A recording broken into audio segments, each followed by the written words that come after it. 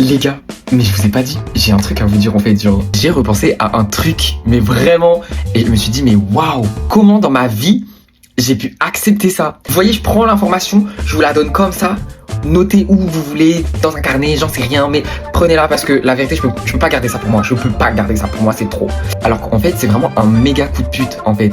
Genre, je vais vous raconter comment mon meilleur pote a cocu je sais pas, ça fait un moment je l'ai sur le cœur. J'ai été en couple pendant très longtemps avec une meuf avec qui vraiment ça matchait, mais genre trop bien et tout. Et en fait, cette meuf là, elle avait un meilleur pote, gars. À la base, vous voyez, j'ai jamais senti son meilleur pote. Quand je vous dis j'ai jamais senti, j'ai jamais senti son meilleur pote. Écoutez votre intuition. Mais j'avais jamais senti son meilleur pote. Et les discours pour moi, c'était trop choquant. C'était trop choquant pour que ce soit quelqu'un qui ait des bonnes intentions. Des trucs du style, il trompait sa meuf, il allait voler les meufs de gens à Perpète-les-Bains et tout. Enfin, vraiment, vous voyez le genre de personne.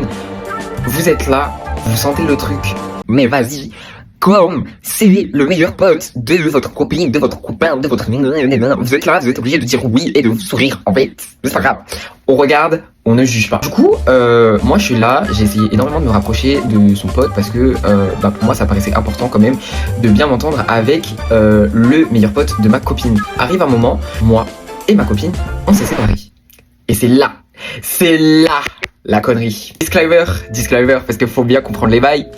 Quand j'étais encore en couple avec ma copine, à ce moment-là, ma copine m'avait fait des remontées comme quoi il y avait eu des phases où il essayait de la draguer, où il avait été ambigu, il se disputait par rapport au fait que il était trop ambigu avec elle, alors que elle était vraiment dans un mindset en mode on est potes, au bout d'un moment, respecte mon couple. Vous voyez? Je pense qu'à ce moment-là, j'ai même pas réalisé les faits, je me suis dit bon, j'accepte et mon cœur reste ouvert, tu vois, tranquille, et c'est pas grave. Il faut savoir qu'en fait, le jour où moi et ma copine on s'est séparés, faut savoir que son meilleur ami, il avait un peu les contacts des deux côtés. C'était un peu le pont et tout. D'un côté, tu vois, j'étais content parce que grâce à lui, j'ai pu ouvrir les yeux sur certaines situations vis-à-vis de moi et vis-à-vis de ma copine, etc. Mais l'autre truc, c'est ça le vice. C'est ça. Après ça, je vous assure, moi là, vos confiances par-ci, vos confiances par-là, trou de nez. Vraiment, quand je vous dis des fois les personnes de confiance sont vraiment les plus vicieuses. Moi, je passais mes journées, mes appels, tout ce que vous voulez. J'étais là, je me confiais à son pote. Je lui disais ouais, écoute, ça j'ai merdé, ça j'aurais dû changer, ça nanana. Je vous dis pas, son pote il me dit quoi? Il me dit ouais, tu sais, t'as totalement raison.